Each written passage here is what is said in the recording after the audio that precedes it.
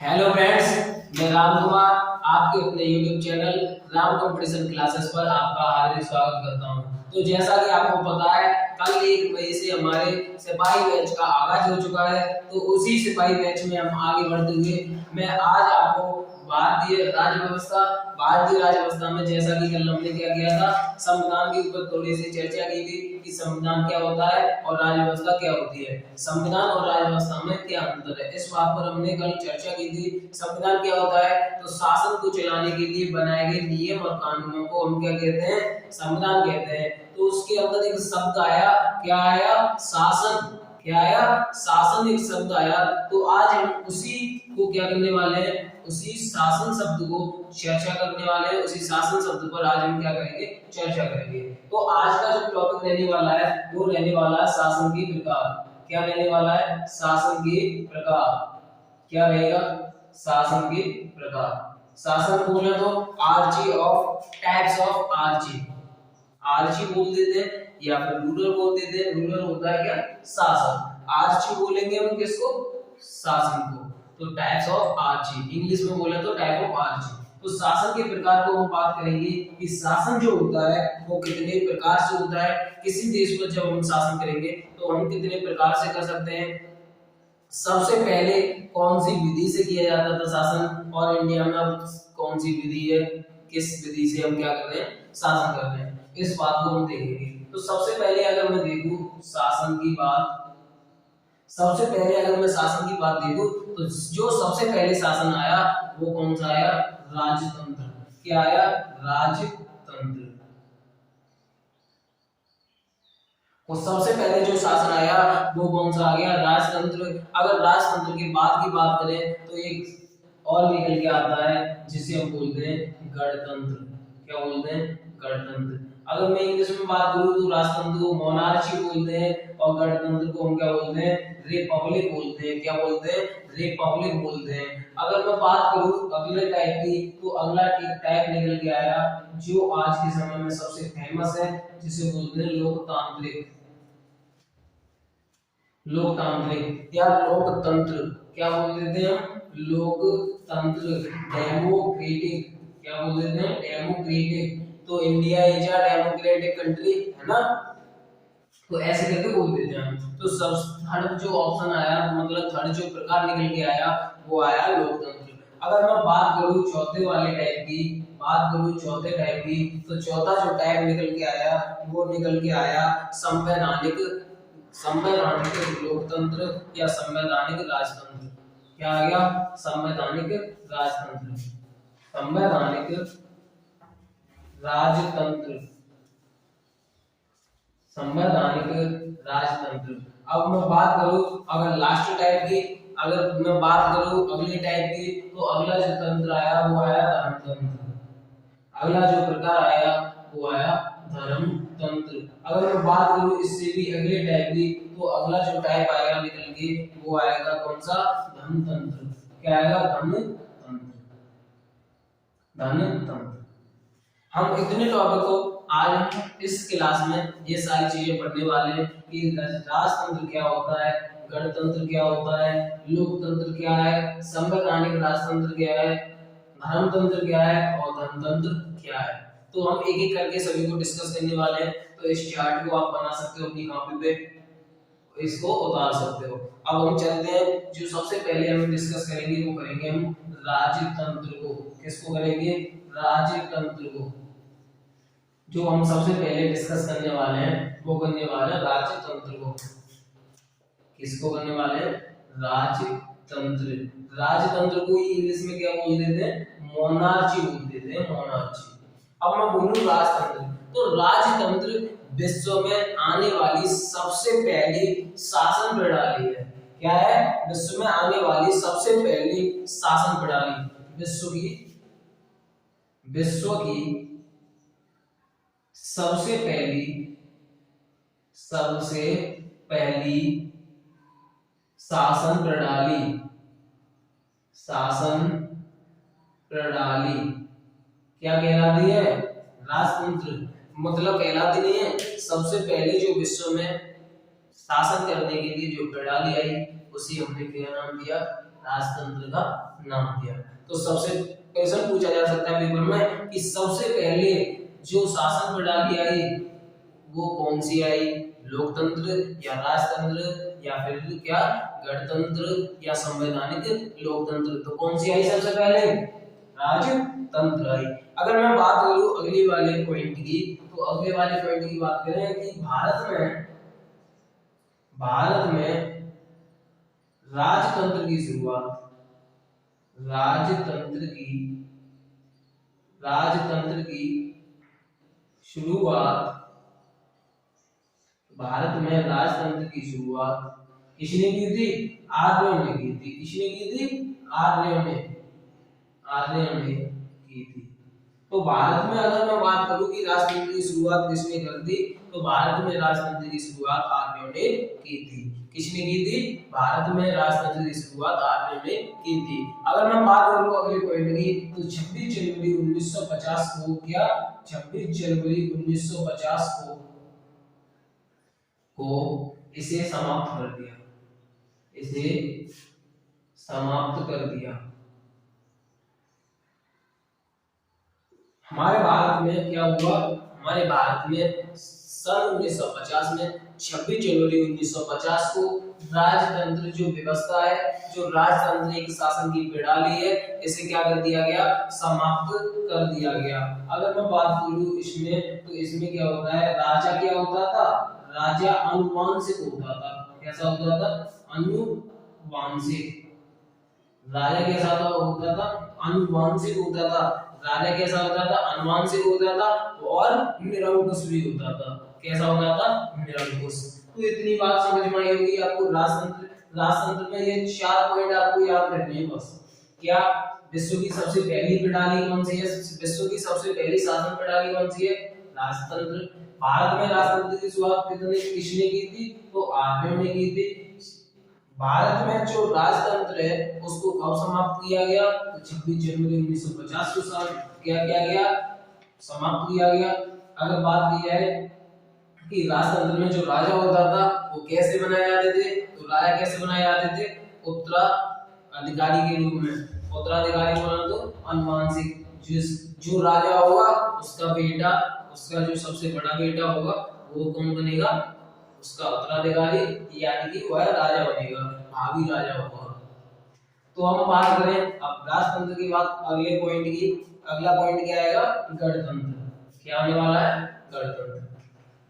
तो अब हम डिस्कस करेंगे इस पे, गणतंत्र पे, और देखेंगे गणतंत्र क्या होता है। और गणतंत्र को हम इंग्लिश में क्या बोलते हैं, गणतंत्र को हम इंग्लिश में बोलते हैं रिपब्लिक। क्या बोलते हैं, रिपब्लिक। तो जब तक मुझे ये बता दीजिए कमेंट बॉक्स में कि भारत में रिपब्लिक डे कब मनाया जाता है, ये बता दीजिए भारत में रिपब्लिक डे यानी कि गणतंत्र दिवस कब मनाया जाता है।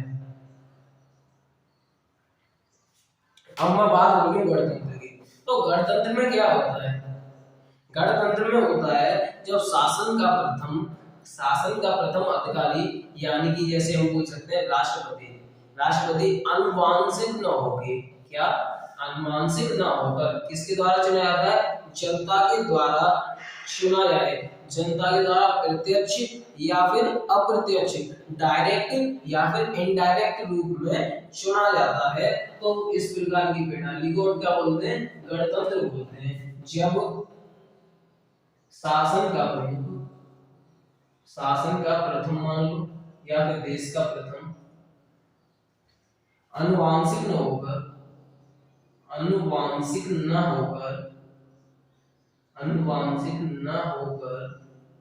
क्या किया जाता है, अनुवांशिक न होकर जनता के द्वारा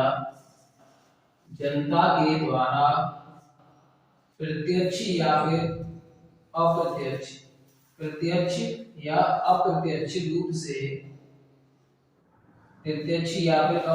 रूप से निर्वाचित किया जाता है। क्या किया जाता है, निर्वाचित किया जाता है।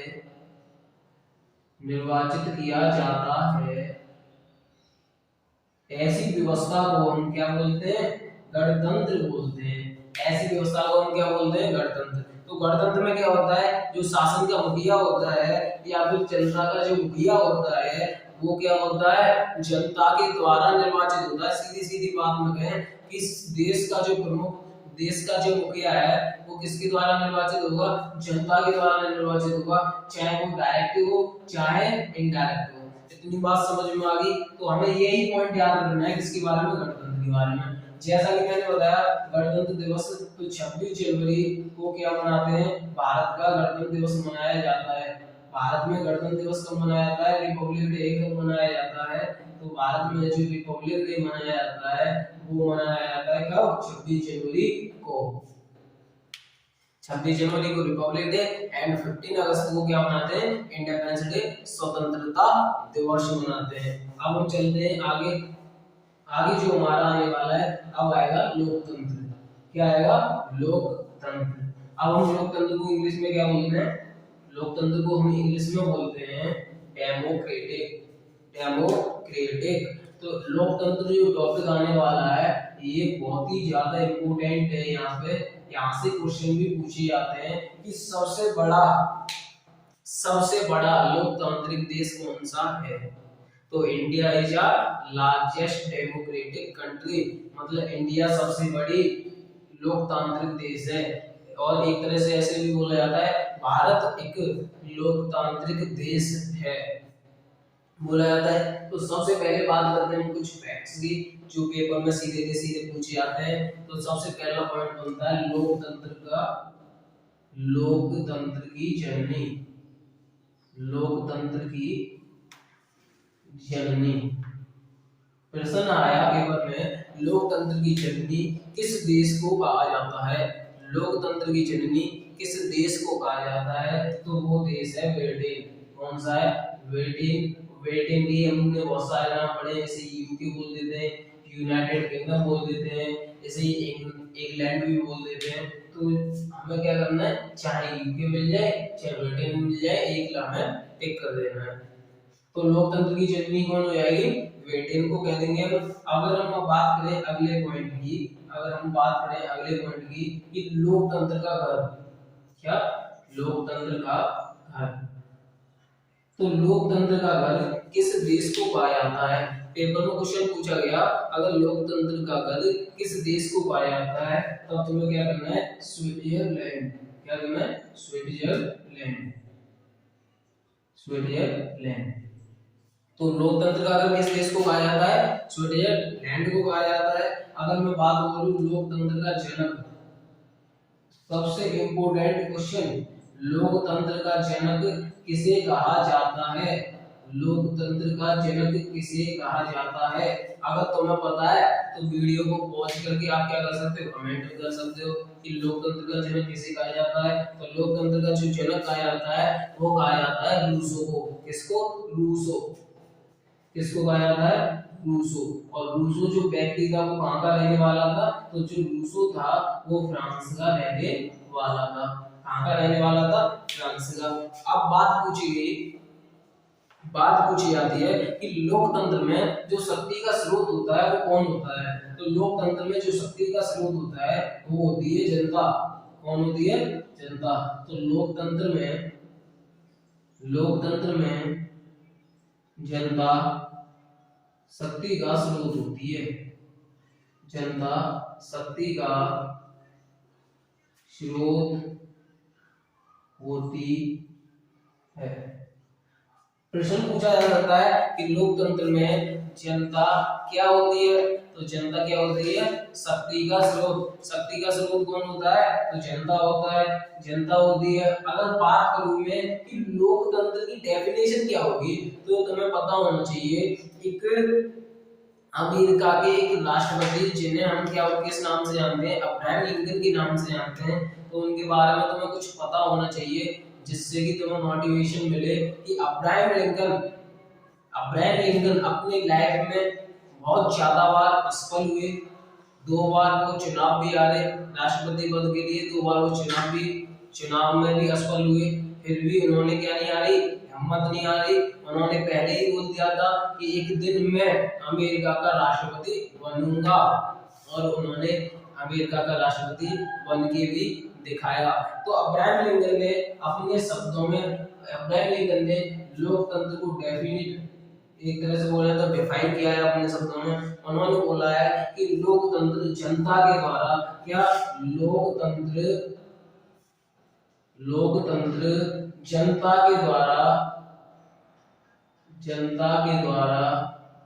क्या किया गया है, जनता के द्वारा जनता का शासन क्या कहलाता है, लोकतंत्र कहलाता है। लोकतंत्र जनता के द्वारा जनता का शासन है, जनता का शासन है, शासन है। अब ये बात इन्होंने क्यों बोली कि लोकतंत्र में क्या करते हैं, जो जनता होती है वो क्या होती है, शक्ति का स्रोत होती है। शक्ति का स्रोत मतलब जो जनता है अपने प्रतिनिधियों के माध्यम से, जैसे हम क्या करते हैं, अपने राष्ट्रपति को, अपने प्रधानमंत्री को चाहे तो हम अप्रत्यक्ष से चुने चाहे प्रत्यक्ष रूप से चुने, और चुनते हैं ना, तो यही क्या है, लोकतंत्र है। अब लोकतंत्र में शक्ति का स्रोत कौन होगा, लोकतंत्र में हम शक्ति का स्रोत है ना, जनता ही तो शक्ति का स्रोत है। तो इसलिए इन्होंने बोला कि जनता के द्वारा और जनता का ही शासन है। हम ही क्या बोलते हैं, अपने प्रधानमंत्री को चुनते हैं, और प्रधानमंत्री हम पर शासन कर रहा है, मतलब हम खुद शासन कर रहे हैं। हमने अपने द्वारा तो चुना है, हमने सबकी सहमति से चुना है। हम सब ने एक अपनी सहमति से किसे चुन के भेजा, प्रधानमंत्री नरेंद्र मोदी को चुन के भेजा, तो वो हुए जनता के द्वारा जनता का शासन। अब बेशक वो शासन कर रहे हैं, मतलब कि हम शासन कर रहे हैं। तो इसलिए इन्होंने अब्राहम लिंकन ने, किसने, अब्राहम लिंकन ने, अब्राहम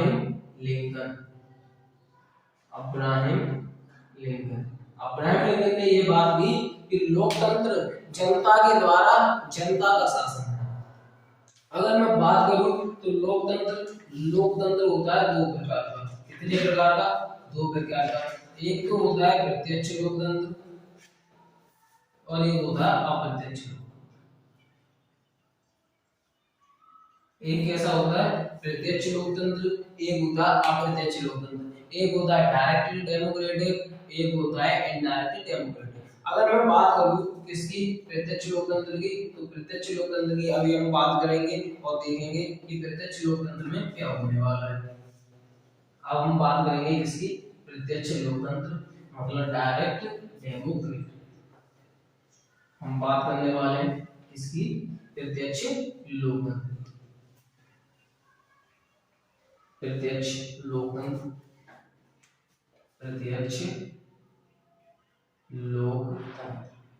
अब हमें इनके बारे में कुछ जानने कि प्रत्यक्ष लोकतंत्र आखिर में होता क्या है।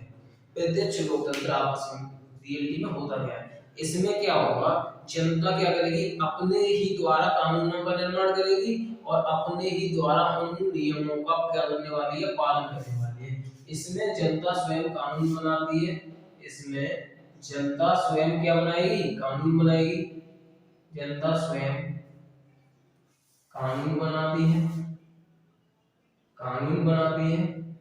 और स्वयं उसका पालन करती है,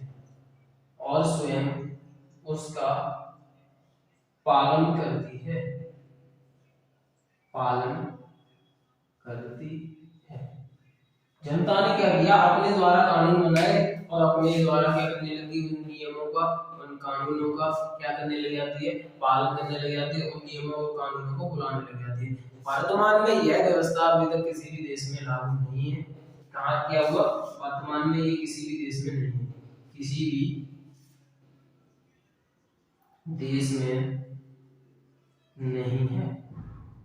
पूछा जा सकता है, पेपर में पूछा जा सकता है कि प्रत्यक्ष लोकतंत्र फिलहाल में किस देश में लागू है, तो ये क्या मैंने पॉइंट लिखा भी किसी भी देश में लागू नहीं है।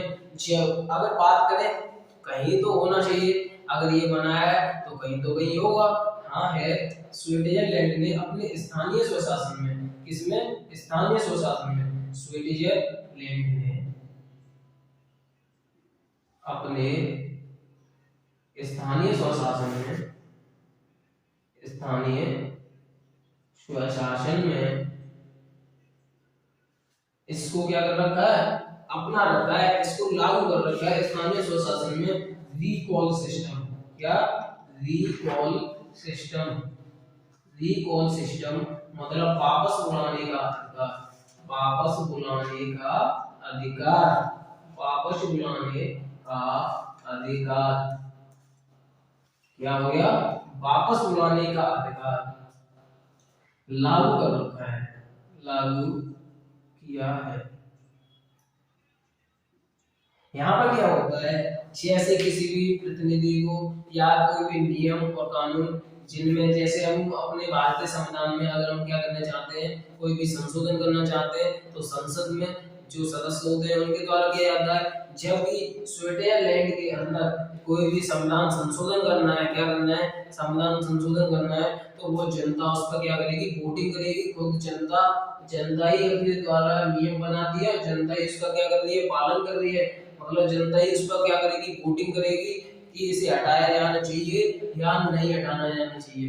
तो ये क्या कर रखा है, स्विट्जरलैंड ने अपने स्थानीय स्वशासन में रिकॉल सिस्टम के माध्यम से क्या कर रखा है, इन्हें लागू कर रखा है। अपने भारतीय संविधान में इसका कोई भी उल्लेख नहीं है, लेकिन भारत के कुछ राज्यों में भी इसे लागू किया गया है।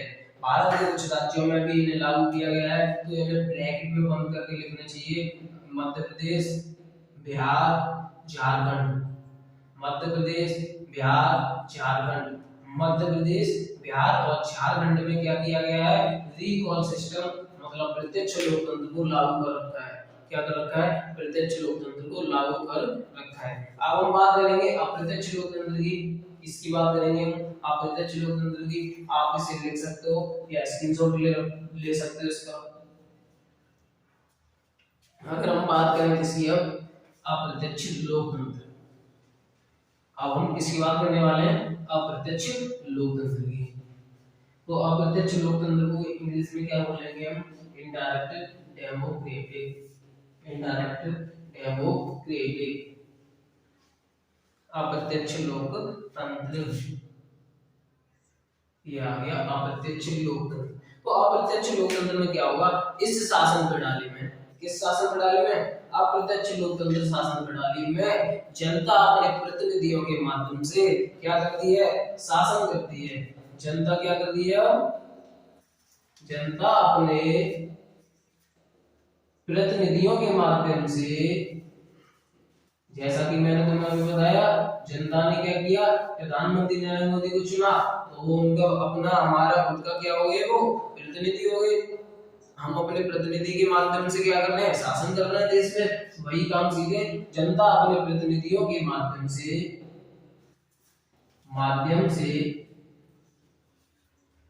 क्या करती है, शासन करती है, शासन करती है। जनता क्या करती है, अपने प्रतिनिधि के माध्यम से क्या कर रही है, पूरे देश पर शासन कर रही है। हमें यही पॉइंट याद रखना है इसमें अप्रत्यक्ष लोकतंत्र। अगर मैं एग्जांपल की बात करूं कि इनमें कौन कौन से देश हैं, तो मैं जैसे सबसे पहले बात करूं, भारत देश आ सकता है इसमें। बात करूं तो अमेरिका आ जाएगा, अमेरिका आएगा, और भी बहुत सारे देश आ सकते हैं, और भी बहुत सारे देश आएंगे। तो आप ये इसे लिख सकते हो कि जो अप्रत्यक्ष लोकतंत्र है, इसमें जनता अपने प्रतिनिधियों के माध्यम से क्या करती है, शासन करती है। इसमें अगर एग्जांपल्स की बात करें तो भारत और अमेरिका इसके क्या हो जाएंगे, एग्जांपल, उदाहरण हो जाएंगे। अब मैं आगे बात करूं संवैधानिक लोकतंत्र की, इसकी आगे जो 4th नंबर पर था, संवैधानिक लोकतंत्र। शासन के प्रकार में मैंने जो आपको अभी चार्ट बनाया, उस चार्ट में जो अगला पॉइंट था 4th नंबर पर, संवैधानिक लोकतंत्र। संवैधानिक लोकतंत्र, क्या, संवैधानिक लोकतंत्र। तो क्या होता है संवैधानिक लोकतंत्र, कॉन्स्टिट्यूशनल डेमोक्रेसी। एक तरह से बोलेंगे हम, ये जो है संविधान में लोकतंत्र का जो उल्लेख किया गया है, लोकतंत्रात्मक जो राजतंत्र है उसका उल्लेख किया गया है, उसी का है। इसमें जब बोला गया है, इसमें जो क्या होता है, राष्ट्र का प्रमुख होता है, राष्ट्र का प्रमुख तो अनुवांशिक होता है, जबकि राष्ट्र का प्रमुख तो क्या होता है, अनुवांशिक रूप से नियुक्त होता है। लेकिन राष्ट्र का वास्तविक मुखिया, जैसे बात करें कि कोई देश ऐसे हैं जहाँ पे क्या किया जाता है कि जो राष्ट्रपति होता है वो अनुवांशिक होता है, या फिर अनुवांशिक राजा होता है, वहां पे जो देश का मुखिया होता है। पर जबकि जो वास्तविक मुखिया होता है पीएम मतलब कि प्रधानमंत्री, या फिर वहां पर बोले तो सेनापति, जो भी मुखिया होता है वो क्या किया जाता है, जनता के द्वारा चुना जाता है। तब इस प्रकार की प्रणाली को हम क्या बोलते हैं, संवैधानिक लोकतंत्र कहते हैं। क्या कहते हैं, संवैधानिक लोकतंत्र कहते हैं। तो मैं इसमें लिख दूं राष्ट्र का मुखिया, राष्ट्र का मुखिया आनुवांशिक आनुवांशिक परंतु परंतु राष्ट्र का वास्तविक मुखिया, राष्ट्र का वास्तविक मुखिया, वास्तविक मुखिया बोले तो पीएम, मैं ब्रैकेट में लिख देता हूं समझने के लिए। पीएम क्या होता है, जनता के द्वारा निर्वाचित होता है, जनता के द्वारा निर्वाचित होता है, जनता के द्वारा निर्वाचित होता है। इस प्रकार की प्रणाली को हम क्या कहते हैं, इस प्रकार की प्रणाली को हम संवैधानिक लोकतंत्र बोलेंगे या संवैधानिक लोकतंत्रात्मक गणतंत्र बोल सकते हैं इसको ही। अब ये क्या होगा, राष्ट्र का मुखिया मतलब कि राष्ट्रपति या फिर किसी भी देश में जो राजा रानी होते हैं वो आनुवांशिक होंगे, परंतु राष्ट्र का जो मुखिया होगा वो जनता के द्वारा निर्वाचित होगा। अगर मैं इसका एग्जांपल देना चाहूं तो वर्तमान में तुम्हारे सामने एक एग्जांपल बहुत बढ़िया सा ब्रिटेन का देता हूं मैं अभी समझाते हुए तुम्हें। ब्रिटेन में अगर बात करें तो अभी कुछ दिन पहले, एक दो महीने पहले क्या हुआ है, एक दो पहले महीने ब्रिटेन की जो महारानी थी एलिजाबेथ, उनका निधन हो गया। क्या हो गया, निधन हो गया। वो वहां की रानी थी, वो क्या थी, राष्ट्र का मुखिया थी। वो क्या थी, राष्ट्र का मुखिया थी वो। अब क्या हुआ, वो खत्म हो गई। तो ये पद कैसा है, आनुवांशिक है, आनुवांशिक है। तो उनके बेटे जॉर्ज, उनके बेटे कौन, जॉर्ज की पत्नी है, उनको क्या बना दिया गया है, अब वहां की जो रानी बना दिया गया है। परंतु जो वहां के अब अपने यहाँ पे तो पीएम होते हैं भारत देश में पीएम, वहां पर कौन है, राष्ट्रपति, वहां पर कौन है, राष्ट्रपति। तो राष्ट्र का जो वास्तविक मुखिया जो राष्ट्रपति है वो ऋषि सुनक, जो कि भारतीय मूल के, जो कि भारतीय मूल के ऋषि सुनक को बनाया गया है। अब ऋषि सुनक ऐसा तो नहीं है कि डायरेक्ट जाके मुखिया बना देंगे या डायरेक्ट जाके राष्ट्रपति बना देंगे, नहीं ना। तो वहां पर क्या की, इसके लिए वोटिंग की गई, मतलब जनता के द्वारा वो निर्वाचित किए गए। तो ये बात आपको समझ में आई होगी। अब हम आगे चलेंगे अपने 5 वाले जो टॉपिक रहा उस पे। 5 वाला जो टॉपिक था वो था धर्मतंत्र। क्या था, धर्मतंत्र। अब देखते हैं कि धर्मतंत्र क्या होता है आखिरकार। धर्मतंत्र का क्या जरूरत पड़ी हमें शासन के प्रकार में, कि धर्म के आधार पर भी क्या किया जा सकता है, शासन किया जा सकता है। हाँ बिल्कुल किया जा सकता है। धर्मतंत्र, धर्मतंत्र। तो धर्मतंत्र आगे होता क्या है, जब किसी देश में एक ही धर्म को मानकर क्या किया जाए, शासन किया जाए। क्या किया जाए, जब किसी देश में, जब किसी देश में धर्म को, अब धर्म तो बहुत सारे हैं, जब किसी देश में एक ही धर्म को, कैसे, एक ही धर्म को मानकर शासन किया है, शासन किया जाए,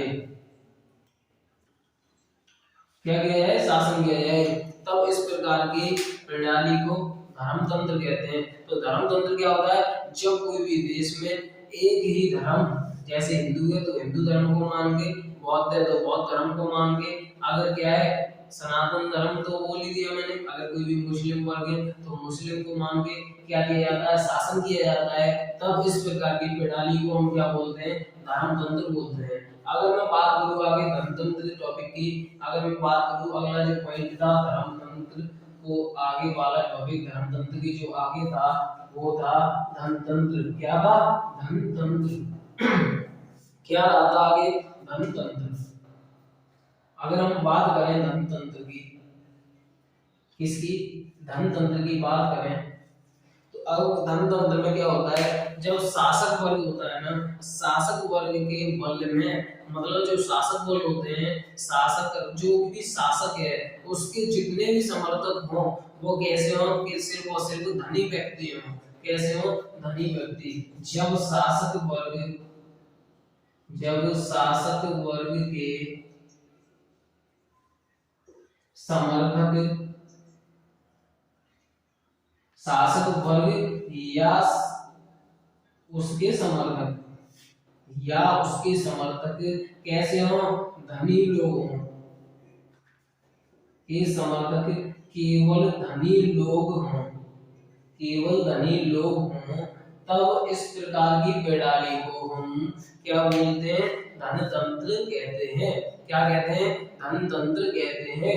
धनतंत्र क्या होता है, जब कोई भी जैसे शासक कर रहा है वो शासक या फिर उसके कोई भी समर्थक जो भी होंगे वो सिर्फ और सिर्फ कैसे लोग होंगे, धनी प्रवृत्ति के होंगे, अमीर आदमी होंगे, तब इस प्रकार की प्रणाली को हम क्या कहते हैं, धनतंत्र कहते हैं। क्या कहते हैं, धनतंत्र कहते हैं। तो अभी हमने ये डिस्कस किया, क्या शासन के प्रकार डिस्कस किए अभी हमने। अब देखेंगे हम आगे कि हमें कल क्या पढ़ना है, अभी उस टॉपिक पे अभी हम चर्चा करेंगे। देखते हैं अब आगे।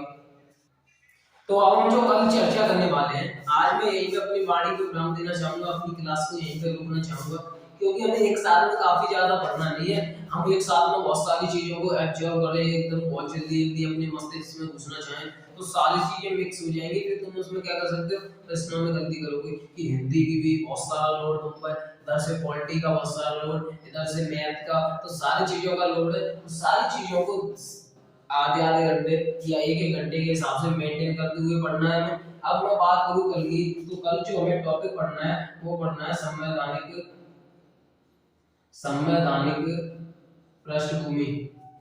क्या पढ़ना है, पृष्ठभूमि, या फिर इसे बोल देते हैं संविधान की ऐतिहासिक पृष्ठभूमि, हिस्टोरिकल बैकग्राउंड ऑफ कॉन्स्टिट्यूशन। क्या पढ़ेंगे हम कल, हिस्टोरिकल बैकग्राउंड ऑफ कॉन्स्टिट्यूशन। इसके